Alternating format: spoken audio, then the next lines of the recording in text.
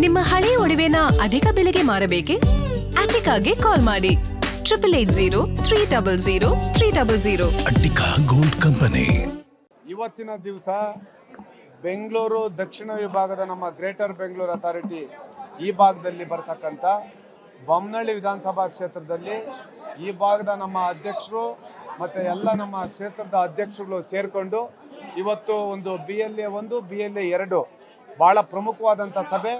ಈ ಸಭೆ ಮತ್ತು ಸಂಘಟನೆಗೆ ಮುಂದೆ ಬರ್ತಕ್ಕಂಥ ಗ್ರೇಟರ್ ಬೆಂಗಳೂರು ಚುನಾವಣೆ ಯಾವಾಗ ಬೇಕಾಗಿದ್ರೂ ಬರ್ಬೋದು.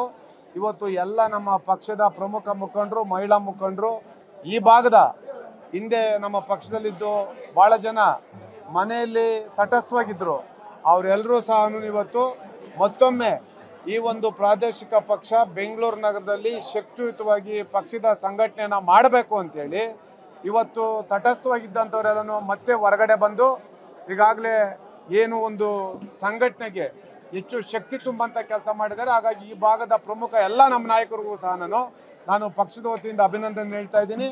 ಮುಂದೆ ಬರ್ತಕ್ಕಂಥ ಗ್ರೇಟರ್ ಬೆಂಗಳೂರು ಚುನಾವಣೆ ಯಾವಾಗ ಬೇಕಾದರೂ ಇರ್ಬೋದು.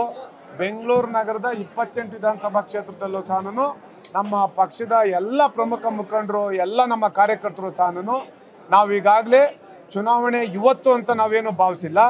ಈಗಾಗಲೇ ಸುಮಾರು ಈ ಒಂದು BBMP ಚುನಾವಣೆ ನಡೆದು 6 ವರ್ಷಗಳಾಗಿದೆ. 6 ವರ್ಷದಿಂದನೂ ನಮ್ಮ ಪಕ್ಷದ ಎಲ್ಲ ನಿಷ್ಠಾವಂತ ಕಾರ್ಯಕರ್ತರು, ಮುಖಂಡರುಗಳು ಸಹ ಏನು ಚುನಾವಣೆಗೆ ಸ್ಪರ್ಧೆ ಮಾಡಬೇಕು ಅಂತ ಏನು ಆಕಾಂಕ್ಷಿತರು ಇದ್ದಾರೆ ಅವರೆಲ್ಲರೂ ಸಹ ಯಾವಾಗಲೇ ಚುನಾವಣೆ ಬರಲಿ ಅವರೆಲ್ಲರೂ ಸ್ಪರ್ಧೆ ಮಾಡಲಿಕ್ಕೆ ಉತ್ಸುಕರಾಗಿದ್ದಾರೆ. ಹಾಗಾಗಿ ನಾನು ಈ ಸಂದರ್ಭದಲ್ಲಿ ಇನ್ನೊಂದು ವಿಚಾರವನ್ನು ಹೇಳ್ತೇನೆ. ಏನು ಇವತ್ತು ಈ ರಾಜ್ಯದಲ್ಲಿ ಕಾಂಗ್ರೆಸ್ ನೇತೃತ್ವದ ರಾಜ್ಯ ಸರ್ಕಾರ ಈಗಾಗಲೇ 3 ವರ್ಷದ ಅವಧಿಗಳನ್ನ ಪೂರೈಸಿದ್ರು ಸಹ ಇವತ್ತವರೆಗೂ ಸಹ ಏನು ಈ ಒಂದು ಚುನಾವಣೆ ಮಾಡಲಿಕ್ಕೆ ಇವರು ಮಾನ್ಯ ಸರ್ವೋಚ್ಚ ನ್ಯಾಯಾಲಯ ಈಗಾಗಲೇ ಇವರಿಗೆ ಛೀಮಾರಿ ಹಾಕಿದ್ರು ಸಹ ಇವತ್ತವರೆಗೂ ಸಹ ಚುನಾವಣೆ ಮಾಡಲಿಕ್ಕೆ ಇವರಿಗೆ ಮನಸ್ಸಿಲ್ಲ. ಇವರ ಉದ್ದೇಶ ಇಷ್ಟೇ, ಏನು ಅಧಿಕಾರಕ್ಕೆ ಬಂದಂಥ ಸಂದರ್ಭದಲ್ಲಿ ಯುವಕರು ಹೆಚ್ಚಿನ ಸಂಖ್ಯೆಯಲ್ಲಿ ರಾಜಕಾರಣಕ್ಕೆ ಬರಬೇಕು, ಕಡೆ ವ್ಯಕ್ತಿಗೆ ಶಕ್ತಿ ತುಂಬಂಥ ಕೆಲಸ ಮಾಡಬೇಕು ಅಂತ ಏನು ಬರೀ ಬಾಯಿ ಮಾತಿಗೆ ಏನು ಹೇಳ್ತಾರೆ, ಆದರೆ ವಾಸ್ತು ಅಂಶದಲ್ಲಿ ಆ ರೀತಿ ಇಲ್ಲ ಅಂತೇಳಿ ಬೆಂಗಳೂರಿನ ಎಲ್ಲ ನಾಗರಿಕರು ಸಹ ಗೊತ್ತಿದೆ. ಹಾಗಾಗಿ ಮುಂದಿನ ದಿನಗಳಲ್ಲಿ ಈಗಲಾದರೂ ಸಹ ಏನು ಸರ್ವೋಚ್ಚ ನ್ಯಾಯಾಲಯ ಅವ್ರಿಗೇನು ಒಂದು ಡೆಡ್ಲೈನ್ನ ಒಂದು ಗಡುವನ್ನು ವಿಧಿಸಿದ್ದಾರೆ. ಈಗಲಾದರೂ ಪ್ರಾಮಾಣಿಕವಾಗಿ ಬೆಂಗಳೂರು ನಗರದ ನಾಗರಿಕರ ಆಶೆ ಇದ್ದಂತೆ ಈಗಲಾದರೂ ಚುನಾವಣೆ ಮಾಡಿ ಅಂತೇಳಿ ನಮ್ಮ ಪಕ್ಷದಿಂದ ಆಗ್ರಹ ಮಾಡ್ತಾ ಇದ್ದೀವಿ. ಬಿಡದಿಯ ಟೌನ್ಶಿಪ್ ವಿಚಾರವಾಗಿ ಇವತ್ತು ವಿಧಾನಸೌಧಕ್ಕೆ ಕುಮಾರಸ್ವಾಮಿ ಬರಬೇಕಿತ್ತು, ಆದರೆ ಬಿಡದಿಗೆ ಕರೆದಿದ್ದಾರೆ ಕುಮಾರಸ್ವಾಮಿ ಅವರು. ನಾಳೆ ಏನಾಗಬಹುದು?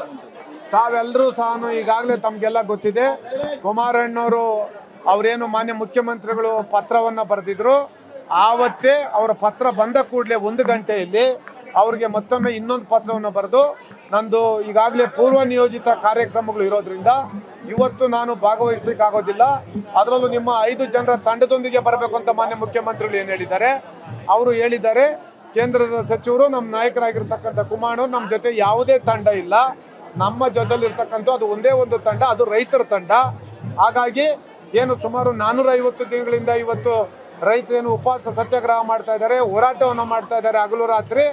ಈ ಒಂದು ಬಿಡದಿ ಯೋಜನೆಯನ್ನು ಕೈ ಬಿಡಬೇಕು, ಇದು ಎಲ್ಲ ರೈತರ ಹೊಟ್ಟೆ ಮೇಲೆ ಹೊಡೆಯುವಂಥ ಕೆಲಸವನ್ನು ಮಾಡಬಾರ್ದು ಅಂತೇಳಿ ಏನು ಅವರು ರೈತರು ಹೋರಾಟ ಮಾಡ್ತಾ ಇದ್ದಾರೆ. ಆವತ್ತು ನೀವು ಬನ್ನಿ, ವಿಧಾನಸೌಧಕ್ಕೆ ನಾನು ಬರೋದಿಲ್ಲ, ರೈತರ ಸಮ್ಮುಖದಲ್ಲೇ ನಿಮ್ಮ ಭೇಟಿ ಆಗಲಿ. ಈಗಾಗಲೇ ಸರ್ಕಾರ ಹೇಳ್ತಾ ಇದ್ದಾರೆ 80% ಜನ ಈ ಒಂದು ಯೋಜನೆಗೆ ನಮಗೆ ಒಪ್ಪಿಗೆ ಸೂಚಿಸಿದ್ದಾರೆ ಅಂತೇಳಿ, ಆದರೆ ವಾಸ್ತವಾಂಶ ಆಗಿಲ್ಲ. ವಾಸ್ತವಾಂಶ 80% ರೈತರು ವಿರೋಧವನ್ನು ವ್ಯಕ್ತಪಡಿಸ್ತಾ ಇದ್ದಾರೆ ಈ ಒಂದು ಟೌನ್ಶಿಪ್ಗೆ. ಹಾಗಾಗಿ ವಾಸ್ತವಾಂಶ ತಮ್ಮ ಮಾಧ್ಯಮದ ಸಮ್ಮುಖದಲ್ಲಿ, ಅಲ್ಲಿ ಪ್ರತಿಭಟನೆ ಮಾಡ್ತಾ ಇರ್ತಕ್ಕಂಥ ರೈತರ ಸಮ್ಮುಖದಲ್ಲಿ ಮಾನ್ಯ ಮುಖ್ಯಮಂತ್ರಿಗಳು, ನಮ್ಮ ನಾಯಕರಾಗಿರ್ತಕ್ಕಂಥ ಕುಮಾರಣ್ಣವರು ಅಲ್ಲೇ ಮುಖಾಮುಖಿ ಭೇಟಿಯಾಗಿ ವಾಸ್ತವಾಂಶ ರಾಜ್ಯದ ಜನತೆಗೆ ಗೊತ್ತಾಗಬೇಕು ಅಂತೇಳಿ ಈಗಾಗಲೇ ಅವರು ಮತ್ತೊಮ್ಮೆ ಇನ್ನೊಂದು ಪತ್ರವನ್ನು ಸಹ ನಿನ್ನೆ ಬರೆದಿದ್ದಾರೆ. ಅದಕ್ಕೆ ಮಾನ್ಯ ಮುಖ್ಯಮಂತ್ರಿಗಳು ಯಾವುದೇ ರೀತಿಯ ಪ್ರತಿಕ್ರಿಯೆಯನ್ನು ಕೊಟ್ಟಿಲ್ಲ. ನಾನು ಹೇಳ್ತಕ್ಕಂಥದ್ದು ಇಷ್ಟೇ, ಈ ರಾಜ್ಯದಲ್ಲಿ ಏನು ರೈತರ ವಿರೋಧ ಇದೆ, ನಮ್ಮ ಪಕ್ಷ ಯಾವುದೇ ಕಾರಣಕ್ಕೂ ಸಹ ಈ ಒಂದು ಯೋಜನೆಗೆ ಸರ್ಕಾರ ಇವರು ಪ್ರತಿಷ್ಠೆಯಾಗಿ ತಗೊಂಡಿದ್ದಾರೆ. ಆದರೆ ನಾನು ಮನವಿ ಸರ್ಕಾರಕ್ಕೆ, ನಿಮ್ಮ ಈ ಪ್ರತಿಷ್ಠೆ ಬೇಡ, ರೈತರನ್ನ ಉಳಿಸ್ತಕ್ಕಂಥ ಕೆಲಸವನ್ನು ಮಾಡಬೇಕು. ನಮ್ಮ ಪಕ್ಷ ಏನು ಯೋಜನೆಗೆ ರೈತರು ವಿರೋಧ ವ್ಯಕ್ತಪಡಿಸ್ತಾ ಇದ್ದಾರೆ ನಮ್ಮ ಪಕ್ಷ ಪ್ರಾಮಾಣಿಕವಾದಂಥ ರೈತರ ಪರವಾಗಿ ನಮ್ಮ ಪಕ್ಷ ಸದಾಕಾಲ ನಿಲ್ಲುತ್ತೆ. ರೈತರು ಒಪ್ಕೊಂಡ್ರೆ ನನ್ನೇನು ಅಭ್ಯಂತರ ಇಲ್ಲ ಅಂತ ಹೇಳಿದ್ದಾರೆ ಕುಮಾರಣ್ಣವರು ಅವತ್ತು ಹೇಳಿದ್ದಾರೆ, ಇವತ್ತು ಹೇಳಿದ್ದಾರೆ. ಅಲ್ಲಿ ಯೋಜನೆಗೆ ವಿರೋಧ ಮಾಡ್ತಾ ಇರ್ತಕ್ಕಂಥದ್ದು ರೈತರು ನಾವು ಈ ಭೂಮಿಯನ್ನು ಕೊಡ್ತೀರಿ ಅಂತಂದರೆ ಅದರಲ್ಲಿ ಕುಮಾರಣ್ಣವರಾಗಲಿ ಇನ್ನೊಬ್ಬರ ಪಾತ್ರ ಆಗಲಿ ಏನಿರ್ತದೆ. ಹಾಗಾಗಿ ಅವ್ರು ಅವತ್ತು ಹೇಳಿದರು, ಇವತ್ತು ಹೇಳ್ತಾ ಇದ್ದಾರೆ. ಈಗಾಗಲೇ ಸರ್ಕಾರ ಅಲ್ಲಿರ್ತಕ್ಕಂಥ ಸ್ಥಳೀಯ ಶಾಸಕರು ಹೊಸ ನಾಟಕವನ್ನು ಶುರು ಮಾಡಿದ್ದಾರೆ. ಅವ್ರಿಗೆ ಬೇಕಾಗಿರ್ತಕ್ಕಂಥ ಯಾರು ಬರಡು ಭೂಮಿ ಇಟ್ಕೊಂಡಿದ್ದಾರೆ, ಅಲ್ಲಿ ಯಾರೋ ಒಂದು 25-30 ಜನ ರೈತರನ್ನ ಅವ್ರನ್ನ ನಾವು ಈ ಯೋಜನೆಗೆ ನಮ್ಮದು ಬೆಂಬಲ ಇದೆ ಅಂತೇನು ಹೇಳ್ತಾ ಇದ್ದಾರೆ. ಅದು ಎಲ್ರಿಗೂ ಸಹ ಗೊತ್ತಿದೆ. ಇದು ಇವರು ಸರ್ಕಾರ ಈ ರೀತಿ ಆ ಒಂದು ಯಾರು ಪ್ರಾಮಾಣಿಕವಾದಂಥ ರೈತರಿದ್ದಾರೆ ಆ ರೈತರ ಹೋರಾಟವನ್ನು ಹಚ್ಚಿಕ್ಕತಕ್ಕಂಥ ಕೆಲಸವನ್ನು ಇವರು ಆ ಸ್ಥಳೀಯ ಶಾಸಕರು ಮಾಡ್ತಾ ಇದ್ದಾರೆ. ಅದು ವಾಸ್ತವಾಂಶ ಅಲ್ಲ.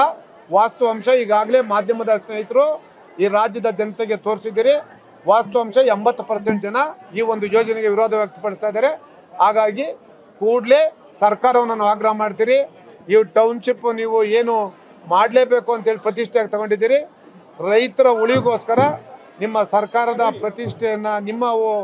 ಪ್ರತಿಷ್ಠೆಯನ್ನು ಬದಿಗಿಟ್ಟು ರೈತರನ್ನ ಉಳಿಸ್ತಕ್ಕಂಥ ಕೆಲಸ ಮಾಡಬೇಕು ಅಂತೇಳಿ ನಾವು ನಮ್ಮ ಪಕ್ಷ ಆಗ್ರಹ ಮಾಡ್ತಾ ಇದ್ದೀವಿ.